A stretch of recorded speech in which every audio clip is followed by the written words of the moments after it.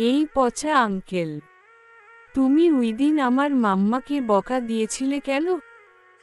রওনাকের জোড়াজুড়িতে আদৃত একটু বেরিয়েছিল হাঁটতে। রিয়ার সাথে দেখা হওয়ার পর থেকে তার কিছুই ভালো লাগছে না, সবকিছু কেমন দমবন্ধকর লাগছে। মন মানতে চাই না রিয়া অন্য কারো। অবাধ্য মনটা শুধু বারবার তার কাছেই ছুটে চলে যায়। গত 5 দিন যাবৎ এক প্রকার ঘরবন্দি ছিল। আজ বিকালে হঠাৎ রওনাক এসে বলল, কতদিন তুই এভাবে নিজেকে ঘরবন্দি করে রাখবি? ও তোকে ছাড়া ভালো আছে, নতুন জীবন শুরু করেছে, তাহলে তুই কেন কষ্ট পাবি? আদৃত চোখ তুলে তাকালো রওনাকের দিকে। মলিন কণ্ঠে বলল, আমার কাছ থেকে পাওয়া আঘাতেই তো সে আমার থেকে দূরে চলে গেছে, অন্য কারো হয়ে গেছে। শেষের কথাটা বলতে গিয়ে তার গলাটা কেঁপে উঠল। আদৃত নিচের ঠোঁট কামড়ে ধরল। রওনাক দীর্ঘশ্বাস ফেলে বলল, কতদিন এভাবে বন্দি রাখবি নিজেকে? অফিসে যাস না, কারো ফোন তুলিস না? আফনান ভাই কল দিয়েছিল ওই দিন। ভাবির কাছ থেকে শুনেছে ওই দিনের ঘটনা। ভাবি তো আর রিয়াকে কোনোদিন দেখেনি, পরে যখন আমি বলেছি তারপর চিনতে পেরেছে। তুই তো ওই দিন বেচারিকে ফেলেই চলে আসছিলি। আদৃত কিছু বলল না, চোখ বন্ধ করে চুপ করে রইল। কিছুক্ষণ পর রওনাক আবার বলল, আন্টি ফোন দিয়েছিল আমাকে। তোরাক করে চোখ খুলে ফেলল আদৃত। গম্ভীর কণ্ঠ বলল, ওনার কোন কথা আমি শুনতে চাই না। আমার কাছে কিছু বলবি না ওনার ব্যাপারে। আর কতদিন রাগ করে থাকবি আদৃত? আন্টি তো তোর কাছে ক্ষমাও চেয়েছে, এবার তো মাফ করে দে। গত 6 বছরে একবারও যোগাযোগ করলি না। তোর মা হয়, উনি যতই দোষ করে থাকুক না কেন, এবার তো বাড়িতে ফিরে চল।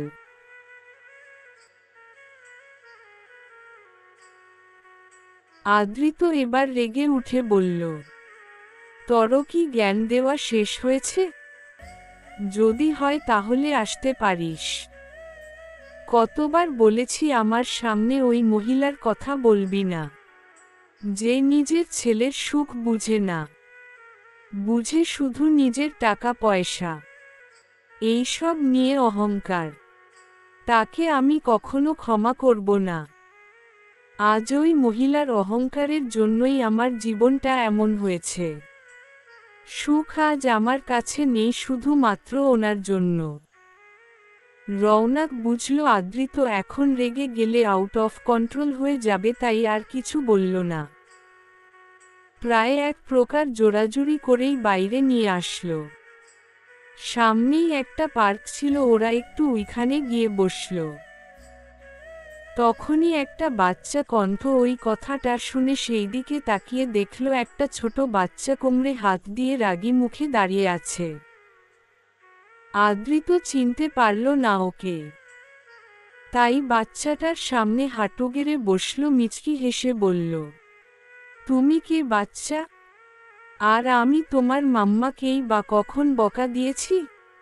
আরাফ বলল, কেন ওইদিন তুমি মাম্মাকে এয়ারপোর্টে পচা কথা বলনি? রওনাক কিছু একটা ভেবে বলল, আচ্ছা বাবু, তোমার মাম্মা আর নাম কি? আমরা কি তাকে চিনি? আমার মাম্মার নামও তো শুক্রিয়া তাহমিনা শেখ। নামটা শুনতেই ওরা দুজন চমকে উঠল। এটা কি রিয়ার ছেলে? আদৃতের এইবার মনে পড়ল, হ্যাঁ এটাই তো সুখের ছেলে। ও এবার গম্ভীর গলায় বলল, তোমার মা বাবা কোথায় বাচ্চা? একা একা এখানে কি করো? আরাফ বলল, মাম্মা তো ওইদিকে মিমির সাথে কথা বলছে, আর আমার পাপা তো নেই। শেষের কথাটা বলতে গিয়ে আরাফের মুখটা মলিন হয়ে গেল। আরাফের বাবা নেই এ কথাটা শুনে আদ্রিত ভাবল তাহলে কি ওর বাবা মারা গেছে নাকি? উৎসুক গলায় জিজ্ঞেস করল, নেই মানে? কোথায় তোমার পাপা? আরাফ কিছু বলবে তার আগেই সেখানে হাজির হলো রিয়া আর অনু। রিয়া দৌড়ে গিয়ে আরাফকে চেপে ধরল নিজের সাথে। রিয়ার যেন জানটাই বেরিয়ে গেছিল আরাফকে এতক্ষণ ধরে খুঁজে না পেয়ে। রিয়ার আশেপাশে কোন নজর নেই। এখানে কি করো তুমি আরাফ? তোমাকে দেখতে না পেয়ে মাম্মার কি অবস্থা হয়েছিল জানো? আর কখনো না বলে কোথায়ও যাবে না। আরাফকে কোলে নিয়ে দাঁড়াতে দাঁড়াতে কথাগুলো বলল রিয়া। পরক্ষণেই নজর গেল আদ্রিত আর রওনাকের দিকে।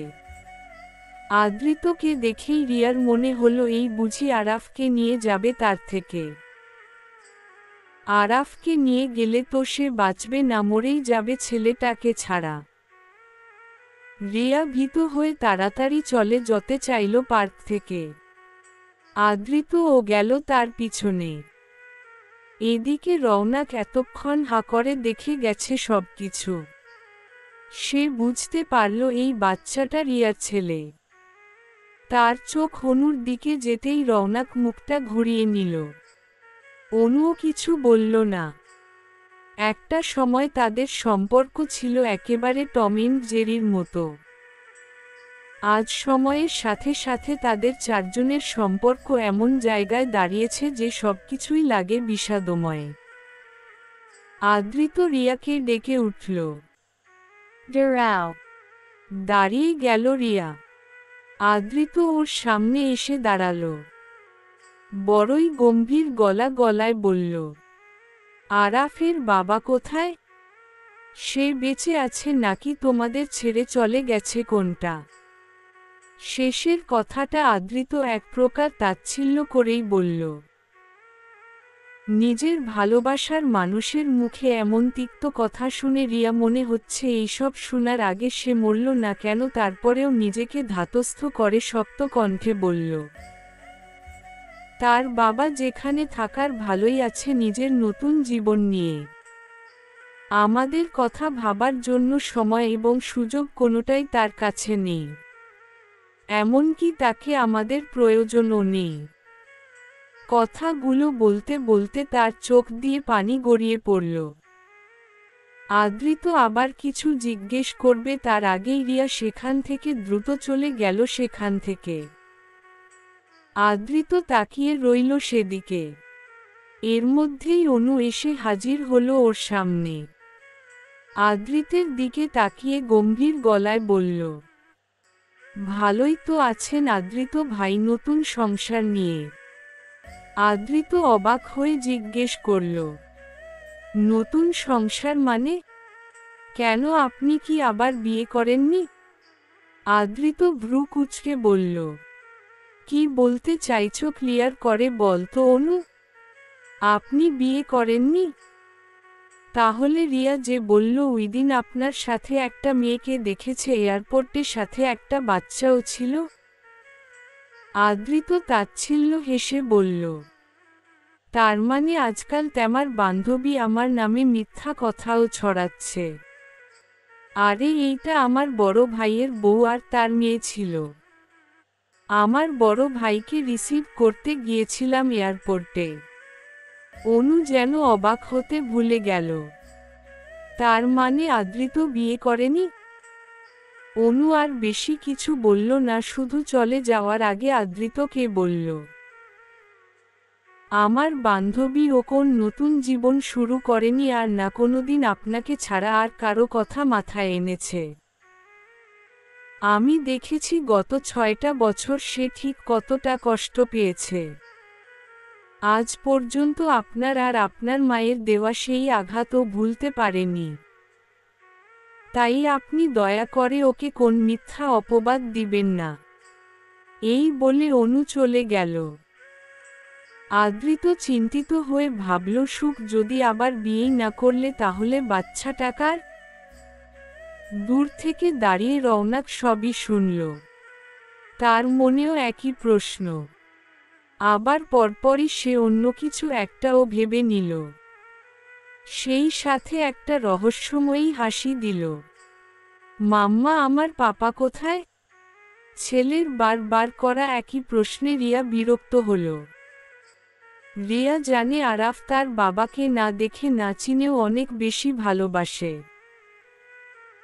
কিন্তু কখনো রিয়ার সামনে কিছু বলে না, কারণ রিয়া ওকে ছোটবেলা থেকেই বুঝিয়েছে রিয়াই তার একমাত্র অভিভাবক। আর আরাফও কোনোদিন বাবার ব্যাপারে কিছু জানতে চায়নি। কিন্তু হঠাৎ আজ তার বাবা কোথায় জানতে চাইছে কেন? কিরে বল না, তোর ছেলের পাপা কোথায়? ঘরে ঢুকতে ঢুকতে কথাটা বলল অনু। আরাফ দৌড়ে অনুর কাছে গিয়ে বলল, মিমি, তুমি কি জানো আমার পাপা কোথায়? আজকে ওই আঙ্কেলটাও আমাকে জিজ্ঞেস করেছে। প্লিজ বল না মিমি, আমার পাপা কোথায়? রিয়া এবার রেগে গেল। সেই সন্ধ্যা থেকে আরাফ এক কথাই বলে যাচ্ছে তার পাপা কোথায়। সে কেন থাকে না তাদের সাথে? কেন আরাফ তাকে দেখেনি কখনো? বাবার সাথে অন্যদের মতো খেলা করতে পারেনি কেন? এই সব বলে রিয়ার কান পচিয়ে ফেলেছে। রিয়া এবার ধমকে উঠল আরাফকে। চুপ কর আরাফ, কি শুরু করেছ তুমি? সেই সন্ধ্যা থেকে এক কথায় বলে যাচ্ছ। এখন কিন্তু আমি সত্যিই তোমাকে মারব বলে দিলাম। মায়ের ধমক খেয়ে আরাফ ঠোঁট ভেঙে কেঁদে উঠল। কাঁদো কাঁদো গলায় বলল, তুমি আমাকে বকলে মাম্মা, তুমি খুব পচা। আমি আমার পাপার কাছে চলে যাব আর থাকব না তোমার সাথে আমি। আঁতকে উঠে রিয়া ওর কানে শুধু একটা কথায় বাজতে লাগলো, আমি পাপার কাছে চলে যাব, থাকব না তোমার সাথে আমি। রিয়ার কলিজাটা যেন মোচড় দিয়ে উঠল, মনে মনে ভাবল, কি বলল আরাফ? ও চলে যাবে? তাহলে আমি কি নিয়ে বাঁচবে?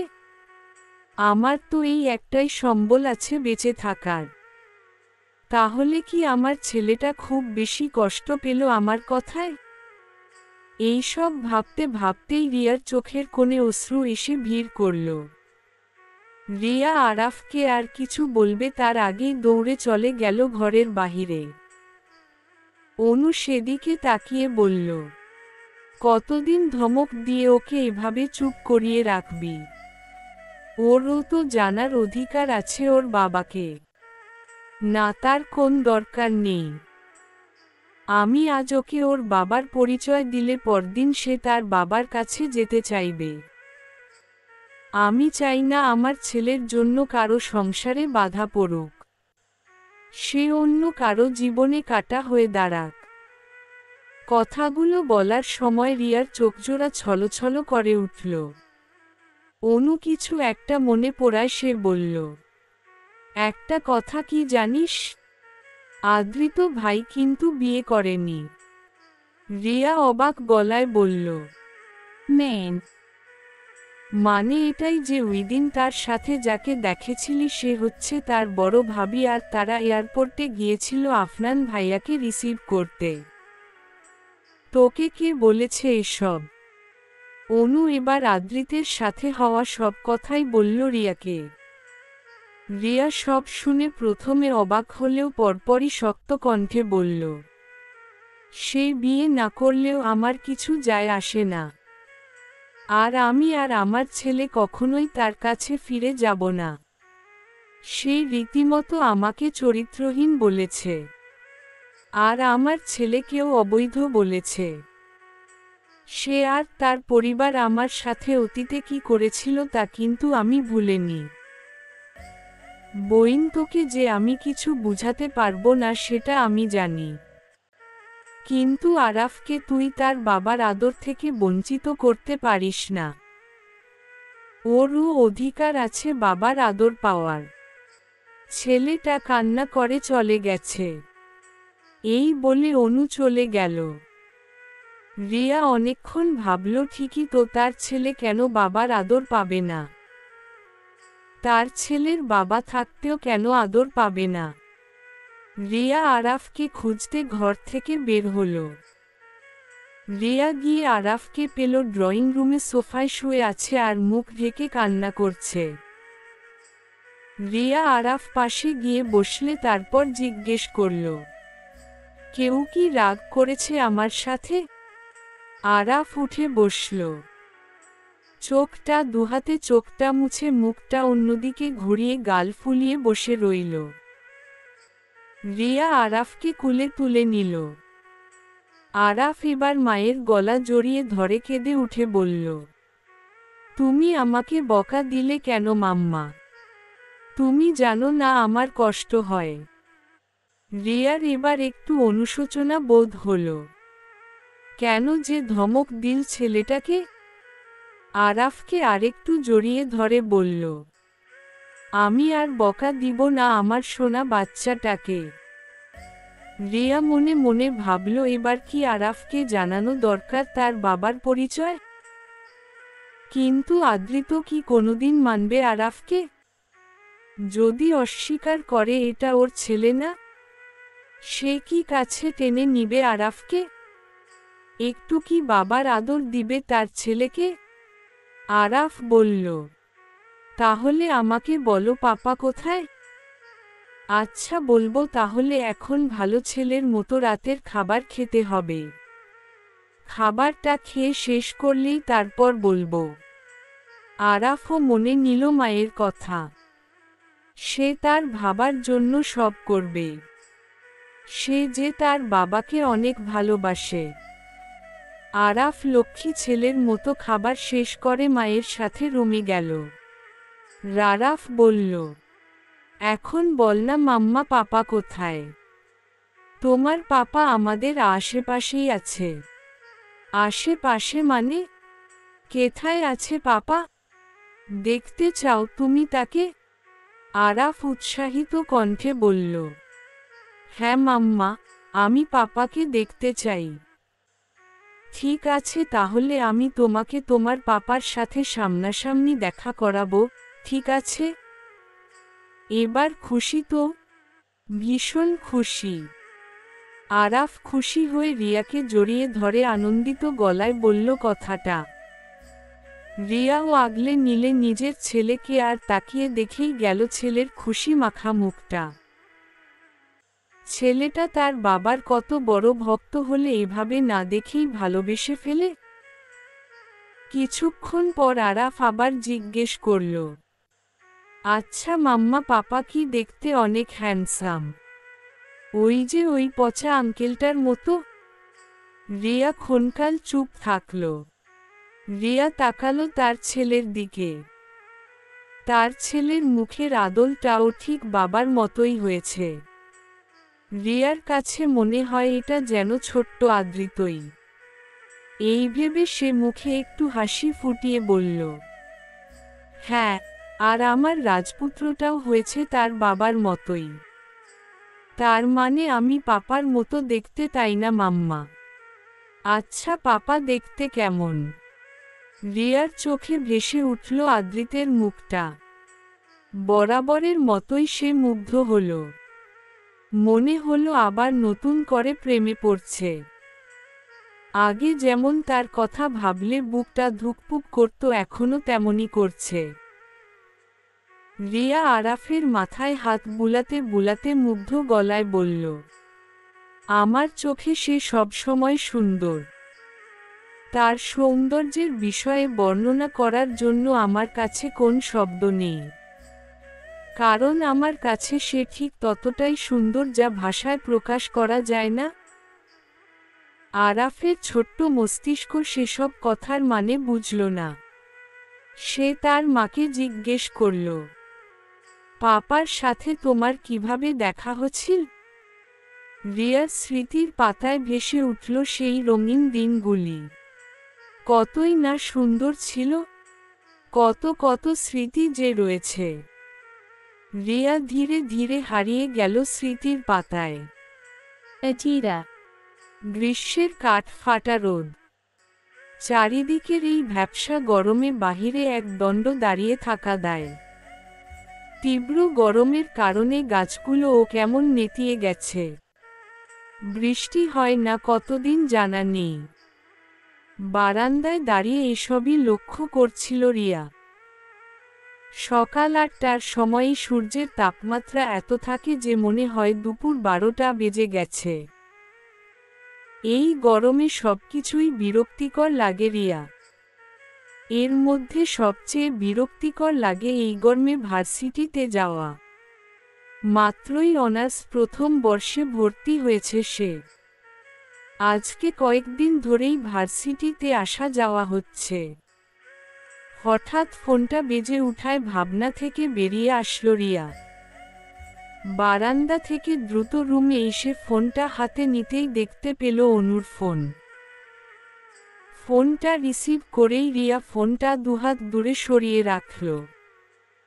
কারণ সে জানে এখন একটা ভাঙা রেডিও তার কানে কাছে বাজতে থাকবে। ফোনের ওপাশ থেকে অনু জোরে চেঁচিয়ে উঠে বলতে লাগল, এই তুই কই রে, কতক্ষণ ধরে ওয়েট করছি তোর জন্য আমি। এতক্ষণ লাগে আসতে? ভার্সিটিতে ও তো যেতে হবে নাকি? রিয়া দোকানে হাত দিয়ে চেপে ধরল। চোখ মুখ কুঁচকে বলল, বইন তুই আসতে কথা বল। আমি কিন্তু কানে শুনতে পাই, এত জোরে বলা লাগবে না। এই তুই কি বলতে চাইছিস আমি চেঁচিয়ে কথা বলি? না, আপনি তো মধুর সুরে কথা বলেন যে মনে হয় আমার কানে পিয়ানোর সুর বাজতেছে। এই তুই কি নরম গলায় কি একটু কথা বলতে পারিস না? কানের একদম পোকা নাড়িয়ে দিলি। ওই পাশ থেকে অনু কটমট করে বলল, তাড়াতাড়ি আসবি নাকি তোর খবর করে ছাড়ব। ওই গাধাটা যে আমার জন্য অপেক্ষা করে জানিস না। তাড়াতাড়ি আয় বলছি, পরে আবার আমার জানটার সাথে আমি কথা বলার সময় পাব না। রিয়া এবার বিরক্তিকর গলায় বলল, বইন তোর এত ভালোবাসা কোথা থেকে আসে বলতো? না মানে এত এত ছেলের সাথে প্রেম করেও ভালোবাসা শেষ হয়নি এখনো। আর প্রেম করবি তুই, আমি গিয়ে কি করব? আমার কাছে ভালোবাসার আস্ত একটা ভান্ডার আছে, এজন্য শেষ হয় না। আর তুই কি করবি মানে? আমার সাথে যাবি তুই? ফ্রেন্ড হিসেবে এটুকুও করতে পারবি না? অভিমানী গলায় কথাটা বলল অনু। রিয়া দীর্ঘশ্বাস ফেলে বলল, হয়েছে হয়েছে, আর নাটক করতে হবে না। আসছি আমি। I love you baby. যা, তোকে একটা বয়ফ্রেন্ড খুঁজে দিবনে। বইন আমি তোর কাছে মাফও চাই, দোয়াও চাই। আমার এসবের কোন দরকার নেই। এই বলে রিয়া ফোন কেটে দিল। তারপর দোতলা থেকে নিচে নেমে দেখল তার বাবা রাহাত সাহেব ড্রয়িং রুমে বসে খবরের কাগজ পড়ছেন। তার বাবা একজন আর্মি অফিসার। পৃথিবীতে রিয়ার আপন বলতে শুধু বাবাই আছে। আর মা তো কত আগেই চলে গেছে তাদের ছেড়ে। তিনি এখন কোথায় আছে রিয়া জানে না, আর জানতেও চায় না। রিয়া তার বাবাকে গিয়ে জড়িয়ে ধরল আর বলল, আমি ভার্সিটি যাচ্ছি আব্বু। তুমি নাস্তা করে নিও কিন্তু। রাহাত সাহেব মেয়ের কপালে একটা চুমু খেলেন। তারপর মুচকি হেসে বললেন, ঠিক আছে মা, তুমিও সাবধানে যেও। আর তাড়াতাড়ি ফিরে এসো কিন্তু। ঠিক আছে বাবা। বাবার থেকে বিদায় নিয়ে রিয়া বেরিয়ে পড়ল অনুদের বাড়ির উদ্দেশ্যে। অনুদের বাড়িতে পৌঁছাতেই রিয়া আর অনু বেরিয়ে পড়ল ভার্সিটির উদ্দেশ্যে। ভার্সিটিতে পৌঁছে রিয়া এবং অনু জানতে পারল যে আজকে ক্লাস হবে না। কারণ আর কিছুদিন পরেই সাংস্কৃতিক অনুষ্ঠান হবে, এজন্য এখন থেকেই আয়োজন শুরু হচ্ছে। তারা দুজনে গিয়ে একটা গাছের নিচে বসল। অনু শুধু এদিক ওদিক উঁকি মারছে। তা দেখে রিয়া বলল, কিরে তর আবার কি হলো? এভাবে উকি ঝুঁকি মারছিস কেন? আরে শুনিসনি আজকে নাকি আদ্রিত এসেছে? এটা আবার কে? অনু অবাক হয়ে বলল। কেন তর মনে নেই? কেন? আমার কি কিছু মনে থাকার কথা ছিল নাকি? আরে আদ্রিত হচ্ছে সে যাকে সবাই ভার্সিটির ক্রাশ বয় বলে। ভার্সিটির টপ বয়ও বলা চলে। তো আমি কি করব? অনু এবার রিয়ার দিকে একটু ঘেঁষে বসে বলল। দোস্ত আমি না ওনাকে দেখে ক্রাশ খেয়েছি। সর তো এখান থেকে। আরে বেবি রাগ করিস কেন? ওই ছেলেকে দেখলে তো তুইও পিছলে পড়বি। আমার দরকার নেই বইন পিছলে পড়ার। তুই ভালো করে পড়। এর মধ্যেই অনুর নতুন বয়ফ্রেন্ড রোহানের বোগমন ঘটল। ছেলে যথেষ্ট ভদ্র বটে, কিন্তু একটু বেশি লাজুক স্বভাবের। অনু দৌড়ে গিয়ে রোহানের হাতটা জড়িয়ে ধরে ওর কাঁধে মাথা রেখে বলল, বেবি তুমি চলে এসেছো। একটু দূরে যান, অনু কেউ দেখে ফেলবে। বাবা। অনু এবার বিরক্ত হয়ে গেল। ছেলে মানুষ এত লাজুক হয় নাকি? বুঝতে পারে না অনু। আর এদিকে রিয়া দূরে দাঁড়িয়ে হাসতেছে। অনুর বিরক্ত মাখা মুখটা দেখে তার বেশ লাগছে। হঠাৎ তার চোখ আটকে গেল একজনের দিকে। রিয়া মুগ্ধ হয়ে তাকিয়ে রইল। কি সুন্দর ছেলেটা! ছেলেরাও এত সুন্দর হয় নাকি? কি সুন্দর করে হেঁটে আসছে দিকে। পরনে একটা গ্রে কালার টি শার্ট, মুখে হালকা চাপ দাড়ি, কাঁধে একটা ব্যাগ। মনে হয় ভার্সিটির কোন স্টুডেন্ট। রিয়া অনুকে ডাক দিল। অনু বিরক্ত হয়ে আসলো। তার আর ভালো লাগে না। এক লাজুক বয়ফ্রেন্ড যে লজ্জা পেতে পেতেই না কোনোদিন মারা যায়, আর একটা কাঠখোট্টা বান্ধবী যে কি না জীবনেও প্রেমে পড়ল না। অনু বিরক্তিকর গলায় বলল, কি হয়েছে? ওই ছেলেটাকে। সামনে থাকা ছেলেটাকে দেখিয়ে বলল রিয়া। এইরা। ওইটাই তো আদ্রিত ভাইয়া। রিয়া গোল গোল চোখে তাকিয়ে রইল অনুর দিকে। অনু রিয়াকে হালকা ধাক্কা দিয়ে বলল, কি হলো এভাবে ভ্যাবলার মতো তাকিয়ে আছিস কেন? রিয়া কিছু না বলে এড়িয়ে গেল কথাটা। অনুও চলে গেল রোহানের কাছে। তার এখন প্রেম করার সময়। এত কিছু সে এখন ভাবতে পারবে না। রিয়া আদ্রিতের দিকে তাকিয়ে মনে মনে ভাবল, আসলেই ছেলেটা অনেক সুন্দর আর হ্যান্ডসাম। একদম প্রেমে পড়ার মতো। পরমুহূর্তেই ভাবল, এসব কি বলছি আমি, যে যেমন হওয়ার হোক আমি এসব নিয়ে ভাবব না। এখানে এসেছি পড়াশোনা করতে, অযথাই সময় নষ্ট করতে নয়। এই বলে রিয়া নিজেকে শাসালো। সে গিয়ে আবার আগের জায়গায় বসল। এখন তাকে বসে বসে ওই প্রেমিক যুগলবন্দীদের পাহারা দিতে হবে। এই অনুটা যে কি উপরওয়ালাই জানে। রিয়া মনে মনে দীর্ঘশ্বাস ফেলে একটা বই হাতে নিয়ে চোখের সামনে ধরল। আদ্রিত চৌধুরী যে কিনা এই ভার্সিটির সকলের ক্রাশ। আবার সেই সাথে ভার্সিটির টপার বয়ও বলতে গেলে।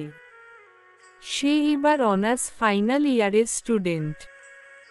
গত দুদিন সে আসতে পারেনি ভার্সিটিতে, তাই রিয়াও তাকে দেখেনি আগে।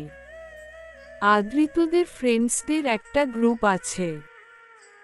আদ্রিত, জিসান, শৈলী, রওনাক, প্রিয়া, তারা 5 জনের একটা গ্রুপ। এর মধ্যে রওনাক হচ্ছে আদ্রিতের খুব ক্লোজ ফ্রেন্ড। জিসান আর শৈলী তারা একে অপরকে ভালোবাসে, এমনকি তারা এখন রিলেশনেও আছে। এর মধ্যে শৈলী আদ্রিতের কাজিন হয়, অর্থাৎ তার খালাতো বোন। সে আবার পছন্দ করে আদৃতকে। এটা তাদের ফ্রেন্ড সার্কেলের সবই জানে। কিন্তু আদৃত বেশি একটা পাত্তা দেয় না। তার কাছে শৈলীকে বড্ড নেকু লাগে। এমনকি আদৃত শৈলীর উপর বিরক্ত, কিন্তু কিছু বলতেও পারে না মায়ের জন্য। আদৃত প্রথম গেল তাদের ফ্রেন্ডসদের কাছে। তাকে দেখেই শৈলীর নেকামি শুরু হয়ে। আদৃত বিরক্ত হয়ে দিল এক ধমক। স্যাসা। একবারে চুপ হয়ে গেল। একে বলে একেবারে ডান্ডা মেরে ঠান্ডা করে দেওয়া। রওনাক বলল, কিরে আদৃত, দুদিন কোথায় ছিলি তুই? ফোনও দিলি না একটা, আবার রিসিভও করলি না। আরে আর বলিয়া না, আব্বু এখন থেকেই আমাকে বিজনেস সামলাতে বলছে। তাই আব্বুর সাথে দুদিনের জন্য চট্টগ্রাম গিয়েছিলাম। ও আচ্ছা, বুঝতে পেরেছি। এর মধ্যে জিসান বলল, নতুন স্টুডেন্টরা যে এসেছে জানিস তো। কিন্তু একটা কেউ তো এবার টাইট দেওয়া হলো না। রওনাক বলল, একদম ঠিক। আদৃত ছিল না, এজন্যই তো দেওয়া হয়নি। আদৃত ঠোঁট বাঁকিয়ে বলল, তাহলে চল আজকে একটু টাইট দিয়ে আসি। রওনাক এদিক ওদিক তাকালো। তার নজর গেল গাছে নিচে বসে থাকা রিয়া আর তারই পাশে দাঁড়িয়ে থাকা অনু আর রোহানের দিকে। অনুর দিকে সরু চোখে তাকালো সে। আরে এত একেবারে ননস্টপ কথা বলেই যাচ্ছে। আদৃতকে ওইদিকে ইশারা করে বলল, চল আজকে ওদেরই একটু বাজিয়ে দেখব। তারা সবাই চলে গেল সেদিকে। এই চাশমি, সেদিকে তাকাও। বসে বসে বই পড়ছিল রিয়া। হঠাৎ এমন ডাকে সে পিছনে তাকালো, দেখল আদৃতকে। অনুও তাকালো, সে চিনে এদের সবাইকে। নাকের ডগায় তাকা চশমাটা একটু পিছনে ঠেলে দিল। অতঃপর এদিক ওদিক তাকিয়ে দেখল। এর মধ্যে আবারও শোনা গেল তাদের গলার আওয়াজ। তোমাকেই ডাকা হয়েছে, এদিকে আসো। রিয়ার ভ্রু জোড়া কুঁচকে গেল, এরা আবার কেন ডাকছে? এবার অনুই এগিয়ে এলো রিয়াকে নিয়ে। বাওয়াও। কি সমস্যা, ডাকছেন কেন? রওনাক বলল, এই বেয়াদব মেয়ে, আমরা তেমাদের বড় ভাই হয়। সম্মান দিয়ে কথা বলো।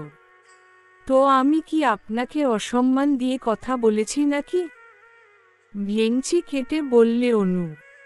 তা দেখে রওনাক বলল, এত মুখ বাকিও না, পড়ে সত্যি সত্যিই বেঁকে যাবে। অনু কটমট করে বলল, তাতে আপনার কি? আর কি বলবেন বলেন, বিরক্ত না করে। এতক্ষণ কি যে রাজকার্য করছিলে দেখা হয়ে গেছে। মুখ তো নয়, যেন একটা চোস্ত রেডিও ননস্টপ বেজেই চলে। অনু আবারও কিছু বলতে যাবে, তার আগেই রিয়া হাত ধরে থামিয়ে দিল। অনু রওনাককে বিড়বিড় কর বকে দিল, সেই সাথে চোখ দিয়ে শাসালো ও। এতক্ষণ ধরে আদৃত রিয়ার দিকেই তাকিয়েছিল। মেয়েটার মধ্যে আলাদা একটা ব্যাপার আছে। খুবই স্নিগ্ধ, কোমল মেয়েটা। তার কেন জানি না ভালো লাগলো মেয়েটাকে। পরমুহূর্তে সে চিন্তা মাথা থেকে ঝেড়ে ফেলল। গম্ভীর গলায় বলল, কি নাম তেমাদের? অনু বলল, কেন, আপনি কি ঘটক যে নাম জেনে আমাদের বাড়িতে বিয়ের প্রস্তাব পাঠাবেন? রিয়া ফিস ফিস করে বলল, আহা। অনু মুখটা বন্ধ কর। তারপর আদৃতদের দিকক তাকিয়ে বলল, জি ভাইয়া, ওর নাম অনিমা খান আর আমার নাম শুক্রিয়া তাহমিনা শেখ। আদৃত শুক্রিয়া নামটা বার কয়েক উচ্চারণ করল। নামটা বেশি বড় হয়ে গেল না, ছোট করে সুখ ডাকলে কেমন হয়? হ্যাঁ, এটাই পারফেক্ট হবে। এই ভেবে ঠোঁট কামড়ে হাসল সে। রিয়াদের বলল, তো এখানে কি করছো? ক্লাস তো হবে না, তাই বাসায় চলে যাও। রিয়া মাথা নাড়ি বলল, ঠিক আছে ভাইয়া। এর মধ্যেই রওনাক অনুকে বলল, এই ভাঙ্গা রেডিও তোমার ফ্রেন্ডের থেকেও তো কিছু শিখতে পারো। দেখ তো মেয়েটা কত ভদ্র। অনু তেরে এসে বলল, এই দূরে গিয়ে মরেন তো।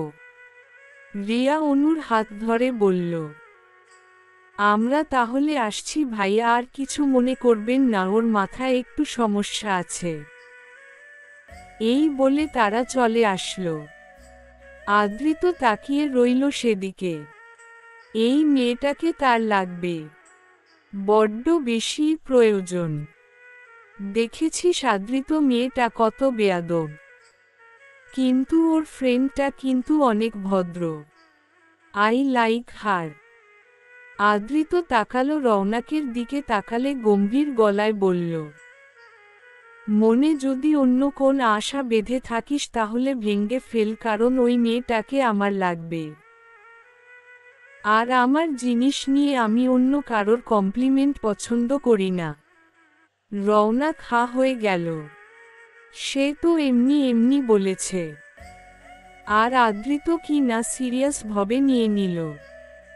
আর এদিকে শৈলী রাগে ফুঁসছে।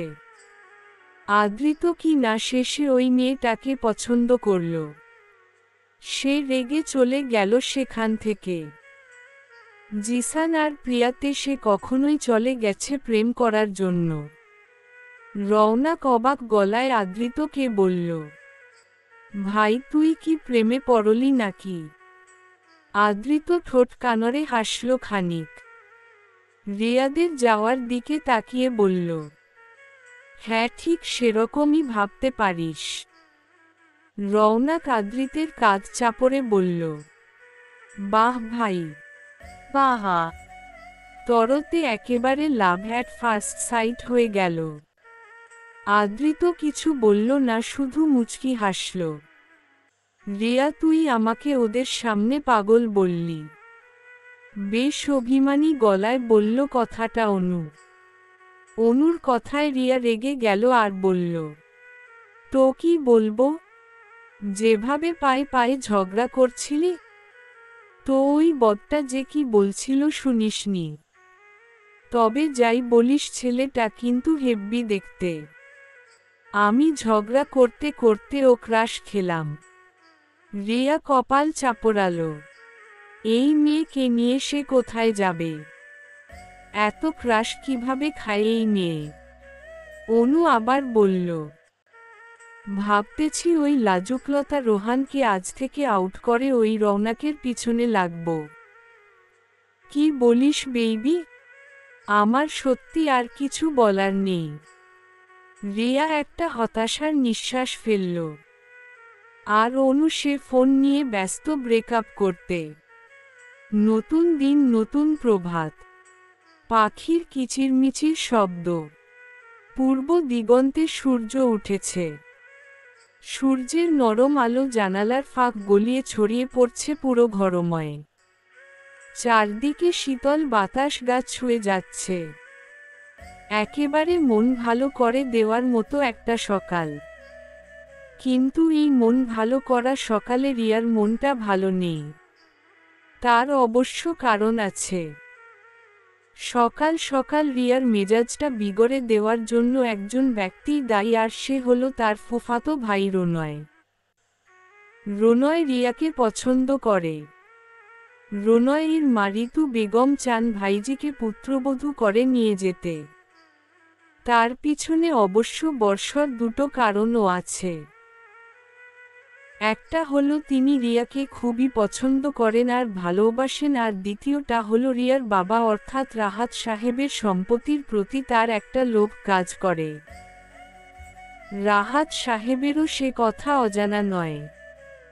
বোনের কথার ধরনে তিনি ভালোই বুঝতে পারেন সবকিছু। তারপরেও তার কোন আপত্তি নেই, যতই হোক বোনের কাছে তার মেয়ে ভালোই থাকবে, আর এইসব সম্পত্তির মালিক তো তার একমাত্র মেয়েই হবে, আর মেয়ের জাতা তো তার মেয়ের জামিয়েরই। আর তাছাড়া রনয় ভালো একজন ছেলে, দেখতেও বেশ আছে। এর মধ্যে রনয় অবশ্য রিয়াকে সত্যি সত্যিই ভালোবাসে। কিন্তু রিয়া রনয়কে খুব একটা পছন্দ করে না। আগে তাদের মধ্যে ভালো একটা বন্ডিং ছিল, কিন্তু যখন থেকে জানতে পারল রনয় তাকে পছন্দ করে তখন থেকে তার কেমন যেন একটা অস্বস্তি লাগা শুরু করল। এটা স্বাভাবিকভাবে লাগতেই। সে তো নিজের ভাইয়ের মতোই মনে করত, আর উনি নাকি।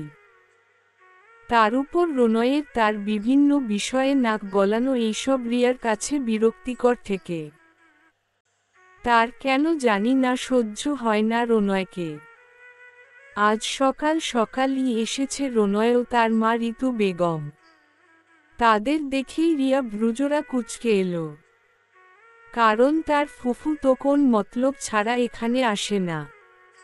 তাহলে আজ কোন মতলবে আসলো? এর মধ্যে রনয় উপরে এসে বসল রিয়ার রুমে। রিয়াও বিরক্তি নিয়ে গেল তার পিছু পিছু। গম্ভীরভাবে বলল, আমার রুমে তোমার কি রনয় ভাই? কেন, আমি কি তোর রুমে আসতে পারি না? পারবে না কেন? অবশ্যই পারবে, কিন্তু অন্যের রুমে ঢুকতে গেলে পারমিশন নিতে হয়। আর এভাবে হুটহাট আমার রুমে কারো ঢোকা আমি পছন্দ করি না। গম্ভীর গলা কথাগুলা বলল রিয়া, এর সাথে ঈষৎ বিরক্তি আর রাগের আভাসও ছিল। তবে রিয়ার এত কথায় রনয়ের খুব একটা হেলদোল হলো না। তাকে দেখে মনে হলো সে এগুলো শুনে অভ্যস্ত। রনয় এবার রিয়ার থেকে দ্বিগুণ গাম্ভীর্যের সাথে জিজ্ঞেস করল, কালকে আদ্রিতদের সাথে তোদের কি কথা হয়েছিল? রিয়ার ভ্রুজোড়া কুঁচকে এলো, সেই সাথে অবাকও হল। রনয় ভাই কি করে জানল? সে জিজ্ঞেস করল, তুমি কি করে জানলে?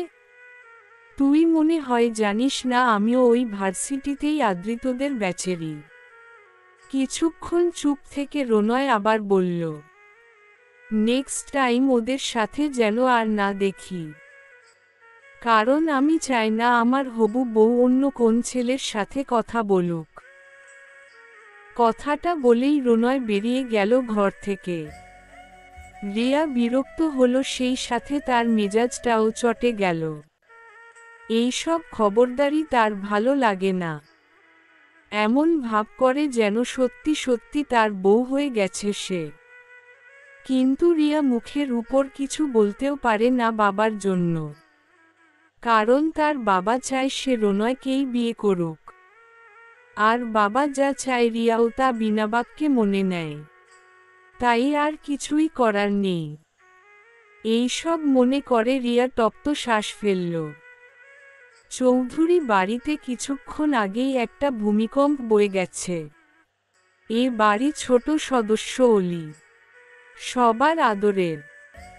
তার একমাত্র কাজ হলো তার বড় ভাইদের পেছনে লাগা আর তাদেরকে বিরক্ত করা।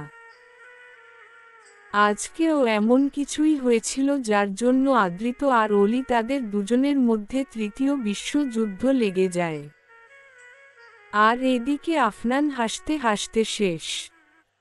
অন্যদিন তার পেছনে লাগে আর আজকে লেগেছে আদ্রিতের পিছনে। আপাতত চারদিকেই নীরবতা। আদ্রিতরা 3 ভাই বোন। সবার বড় আফনান, তারপর আদ্রিত এবং সবার ছোট অলি। আদ্রিতের বাবা আদনান সাহেব এবং মা রেনু বেগম। ভার্সিটির উদ্দেশ্যে বেরিয়েছে আদ্রিত। আজ তার একটা গুরুত্বপূর্ণ ক্লাস আছে একটা, আর এই ক্লাসটা সে কেনমতেই মিস করবে না। বেরোনোর ঠিক আগ মুহূর্তেই তার সামনে পড়ল শৈলী। আদ্রিত ভ্রু কুঁচকে তাকালো তার দিকে, বলল, কিরে হঠাৎ তুই এখানে? কখন এলি? এতক্ষণ তো দেখলাম না। শৈলী আসলে এসেছিল তার খালা মনির কাছে কালকে যা ঘটেছে তা তার কানে তুলে দেওয়ার জন্য। আদ্রিতের মাও জানে শৈলী আদ্রিতকে পছন্দ করে। শৈলী এসে কতক্ষণ নেকা কান্না করে তার খালামণির কান ভাঙ্গিয়ে গেল। আর আদ্রিতের মাউসেকেলর মানুষ কেউ একটু কান্না করলেই গলে যান। শৈলী একটু ঘাবড়ে গেল হঠাৎ আদ্রিতকে দেখে। তারপর বলল, ওই একটু খালামণির সাথে দেখা করতে এসেছিলাম। এখন তো ভার্সিটি যাবি, চল তাহলে একসাথেই যায়। আদ্রিত কিছু বলল না, বেরিয়ে পড়ল ভার্সিটির উদ্দেশ্যে। শৈলীও গেল পিছু পিছু। যেহেতু ভার্সিটিতে সামনে অনুষ্ঠান আছে তাই অনুর জোড়াজুড়িতে রিয়া নাচে নাম দিল। অবশ্য তার নাচটা অনেক ভালো লাগে। শখ করে কোন একসময় নাচও শিখেছিল। তাই অনু খানিক জোড়াজুড়ি করাতে সেও নাম দিল। অনু বেচারি হতাশ হয়ে বসে আছে, কারণ কালকেই সে ব্রেকআপ করেছে। এখন তার একটাই উদ্দেশ্য রওনাককে পথানো। কিন্তু ওই বান্দার তো দেখায় নেই। এর মধ্যেই ভার্সিটিতে প্রবেশ করল রওনাক আর আদ্রিত, আর তাদের পেছনে পেছনে আসছে শৈলী। রওনাককে দেখেই অনু বেচারি একবারে গলে গেল। আর এদিকে আদ্রিতকে দেখে রিয়া হৃৎস্পন্দনের গতি যেন ক্রমাগত বেড়েই চলেছে। সে মুগ্ধ হয়ে তাকিয়ে আছে। জীবনে প্রথম কোন ছেলের প্রতি তার ভালো লাগা কাজ করছে। কিন্তু সে কি এটাকে পাত্তা দিবে? না না, কি সব ভাবছে সে।